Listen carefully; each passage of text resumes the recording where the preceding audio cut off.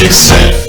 Where them hands, where them holes, where them throws, you know what I'm saying? Cecil. This is why I train in martial arts. To really set this off, I should put my sweater on and get a cup of tea here and sit in my big older dude reclining chair with a book that I open, that I read an excerpt to you from. But this is from Beyond the Picket Fence by Mark McYoung. I'm not going to read the whole book to you. There's a part here that I would like to spend some time on because I've had to deal with this.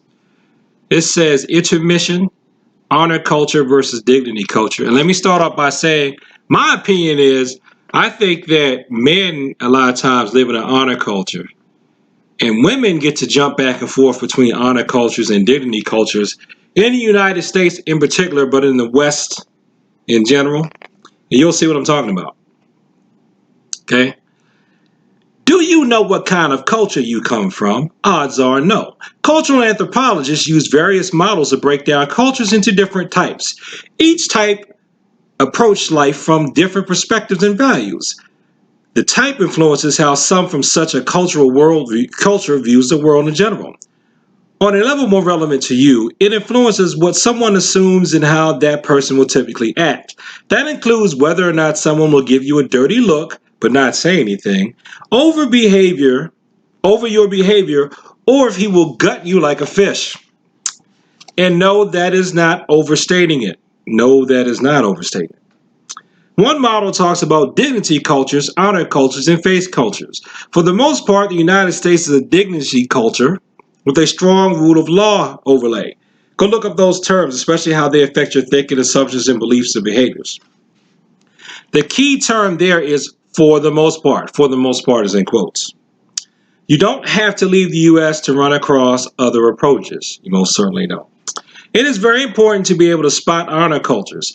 Honor cultures are one of the many ways societies and subcultures can manifest. And even then you have different types.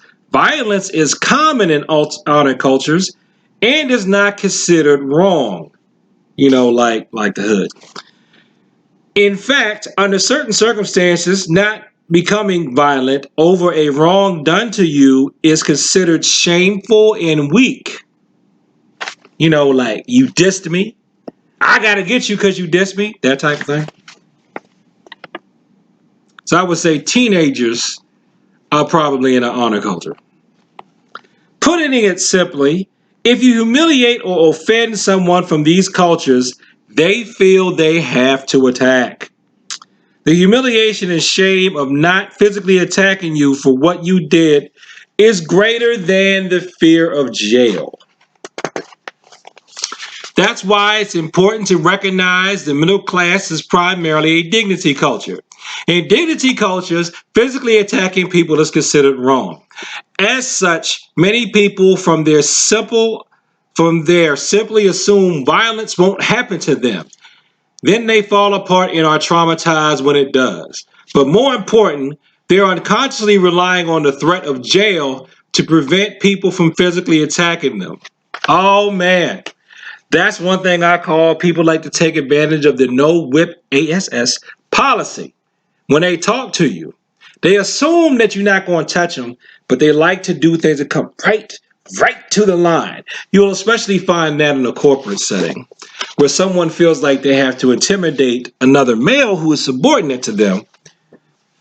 Now, there's a difference between disciplining your subordinates, which is fine. And when that's happening, like whenever I know I'm being appropriately and rightly disciplined, even if they raise their voice, I hang my head in shame because I did something wrong and I'm being called out on it. You want to know how you know that they're relying on the culture is when you feel like this guy is really stepping on the line. He's lucky I don't punch him in the face.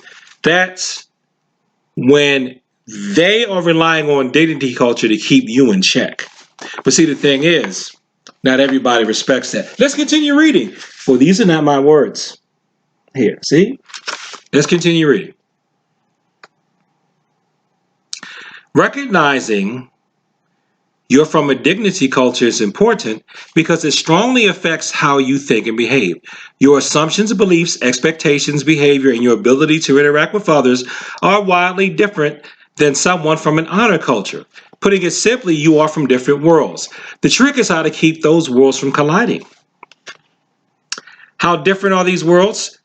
Start with in honor cultures, rights, status, respects, and honor are not inalienable. They aren't something you are born with. You aren't entitled to them by virtue of you just breathing. They are very performance-based systems. They can be lost or gained by your actions or the actions of others.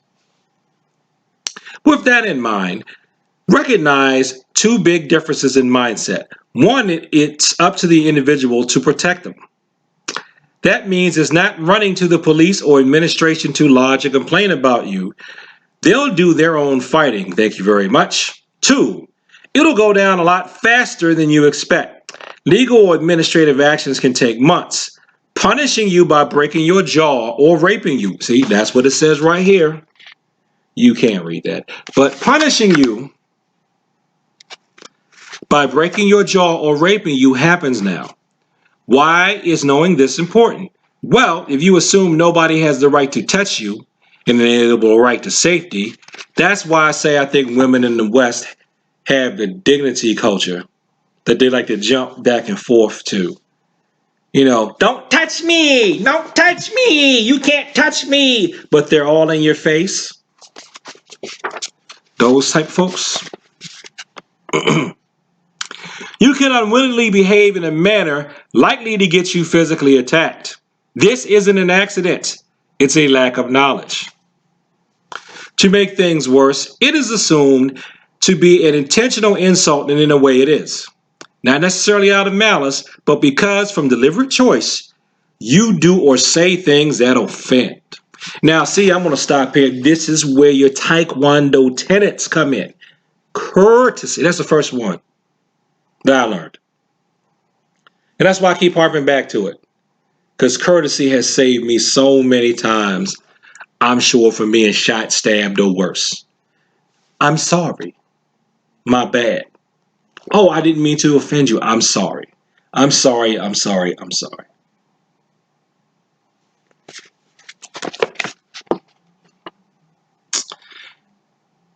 Actions that actions that people from honor cultures know not to do. They don't do them because in their culture it's a serious insult, if not an announcement that you're about to attack them. Not knowing the extent they are insulting or not, you choose to act that way. Want a simple example? Now this right here. See, this right here is something. I guess I got a lot of honor culture in me, because this right here is something that I say is someone trying to take advantage of the fact that you are not supposed to hit them. But this explains it right here. This is honor culture versus dignity culture. Okay. Want a simple example? Knock someone's hat onto the floor. That sign of disrespect might result in mutual FUs, he didn't say F here, where you're from. But in certain cultures, subcultures, and social classes, the very next thing that will happen is that you'll get a broken jaw, get stabbed, or shot for touching someone's hat. No yelling, screaming, posturing, or other warning, just that. That's how serious touching someone's hat is. You don't run into that kind of response in dignity cultures, but it's a fact of life in honor cultures. And the only person who will be surprised by it will be you. Everyone else there knows better. So I guess this is where I'm going to have to diverge from one of my favorite authors. Because, and I may be incorrect here, I think a lot of people do know better. I think they're relying on their dignity culture to save their behinds. And I tell you what, if it was me, and this is how I tend to teach whoever I have authority over, be they my children or my students. Courtesy. Now that I have a good term for it, I mentioned this term in another video from Thomas Sowell. Okay. But this is Mark McYoung and his various writers, because this anthology is edited by Mark McYoung. This is a bunch of nonfiction essays. So this is basically like theory for human interaction is not just about street stuff, but this is about theories of human interaction that I think can also carry over to the business world. That's why I started reading it for work, actually, not just safety and things like that. But I think they do know better, and I think they rely on dignity culture to keep them safe. See, because I believe there are people that do stuff to people because they know in dignity culture you're not supposed to hit them. They can do this, they can ha, they can poke the bear, they can poke the bear, they can poke the bear. But then they run into somebody that don't care about dignity culture. They're gonna go right upside your head. And it says right here, I'm just talking pop culture, gonna bust you in your face, you know what I'm saying? I'm talking about that. He's going beyond that. And he has a lot more violence experience than me. If there's a belt that you can get in violence though, this guy's definitely a grandmaster. Okay? Because of his books and his work and all like that. I think they know what they're doing and they're relying on dignity culture to protect them. And according to him, you can get hit, you can get shot, you can get stabbed in a blink of an eye. Would you agree? Yes. And then you're like, oh, I can't believe he stabbed me. Now, I'm pretty sure that I know by virtue of growing up in rural Maryland, rural areas are according to Thomas Sowell, your rural black areas, even though I grew up around rural black people and rural white people, those tend to be honor cultures. So even though I felt like smacking somebody because they knocked your head off your head was crazy. And I would be like, if somebody did that to me, somebody did it to me, I'd be like, you just trying to get me to fight you. I'm not going to do it. But I wouldn't back down. But I'm like, I'm not going to hit you because you're not going to say that I hit you first. But I'm not going to look like I'm intimidated. Right? That's what I would do. Now, if somebody did that, I'd pick my head up and I'd like make a wide circle just to see. But I want to make this video too long if I talk about the ins and outs of that. But I don't want to give all my secrets away either. But I would not respond how you think I would respond, and don't think I would necessarily respond with immediate violence. I think some of these people know what they're doing, and they want to push the buttons, and they think that dignity culture is going to save them. Because I'm like, don't you know that doing something like that would make someone want to slug you, even if I believe only the mentally unstable would attack you for that? You're still doing something wrong. You're taking advantage of the fact that you're not supposed to be hit back. Now, we know in the West we have a problem with women doing that to men. But we also have problems with this in the workplace and I'm not saying where I work at, so don't bring it here, but I have been at jobs where I've noticed some people will do things and they know they can get away with it because Mr. Miss So-and-so really needs that job. So you're going to push the lines and do things that you know if you saw them outside the workplace, if you talk to them like that, they will slug you. So you need to stop doing that because there are people, it is not just Cecil being cynical. That's another thing. You're cynical. It's not just Cecil being cynical. It's not Mr. Cecil trying to scare the kids. Okay, it's not Daddy going off and nagging me again. This stuff is actually documented by violence professionals that if you poke the wrong bear, they are going to claw you. And they will not feel bad about it. And they are not scared of going to jail. And the thing is, well, if they go to jail, guess how will the people react that they know? They will praise them, celebrate them. Yep. That's a real man. That's right. Yeah. He stabbed him in the eye because he dissed him. Now, I'm making that up, but if you've been stabbed in the eye, I apologize because I didn't know you got stabbed in the eye. That's just something I just pull out of thin air. Have you heard of anybody being stabbed in the eye? You probably did. Yeah, see. Because of where we used to live at, right? Yeah. I probably heard about it subconsciously. I was just pulling that out thin air. So, You do what you want to do. You keep going around taking advantage of either your gender privilege or, and on a racial angle too. I know, like back in the day, this is definitely something that I know African American men had to deal with, because if African American men would buck bat at a white man that's being hostile towards them, the African American man could be killed, right? They could be killed. But they have their honor too, and sometimes some of them was like, I don't care, I'm a her. And lastly, but not least, to definitely bring it home to the theme of the overall theme of this channel, if you want to poke bears and you want to act like the whole world's a dignity culture when there are people in the world that come from honor cultures, and if you're rude, they're going to shank you, literally. They'll literally stab you. Why won't you take a martial arts class? So you can at least know how to defend yourself. If you don't want to go along with that or act that way, take a martial arts class so that if you accidentally offend someone and you just can't get out of it, you can at least defend yourself until you can diffuse the situation. You see what I'm saying?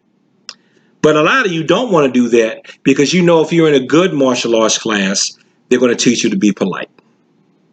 They're going to teach you not to react like you're in an honor culture. They're going to teach you to react like you're in a dignity culture, whether you come from an honor culture or not, while expecting other people to act like they're from honor cultures. Basically, they're going to expect you to act right. And I know a lot of you don't want to act right. You want to be able to do what you want, when you want, how you want. And at least I will give the snaky, slimy people credit. I do notice a lot of people who want to be aggressive, but inside the confines of dignity culture, at least a lot of you are smart enough to just keep that in the dignity environments. You know not to step out too far in your fishbowl, okay? But this is the thing. We live in a very changing, dynamic world. And now that we have drugs being legalized, like marijuana, which are known to cause violence, there's an uptick with opioid addictions, and all that stuff is going to cause mental damage. And with the decay of popular culture, so a lot of people are getting subconsciously normalized by behaviors that aren't from dignity culture. You're going to poke the wrong bear, and they're going to reach across the desk. They're going to reach across the coffee table at Starbucks. They're going to reach across the pew at church, and they're going to choke the holiness out of you. And if you've been a jerk, and especially if you're someone who has criticized me and looked down your nose at me because of the color of my skin, or because of my age, or because you think that why is a grown man talking about Taekwondo and Judo? I'll help you. I might take my time getting there. You know, sometimes my back, literally, it seriously does get sore sometimes as I get older. So, you know, I'm like, man, just hold on for a second. I'll tell you one thing, last fight I broke up, I let the attacker get just a couple hits in. Just so the person running their mouth would know not to run their mouth. But I did stop it, though. I'm not going to let it go too far. Okay? And plus, I mean, at my age, I shouldn't even be intervening with anything like that anyway, because I'm not a police officer. I just teach Taekwondo. No, wait a minute. No. Let me not use the right style. I just teach karate at the rec center. So what do I know, right? So thanks for watching this video. Like, comment, and subscribe. Please share this with people like talk about the martial arts. I haven't finished this book yet, but I'm going to finish this book. Please get this book. Beyond the Picket Fence, Life Outside the Middle Class Bubble, edited by Mark Mac Young. I haven't met him. I don't get a kickback for these. I just like the guy's work. And peace.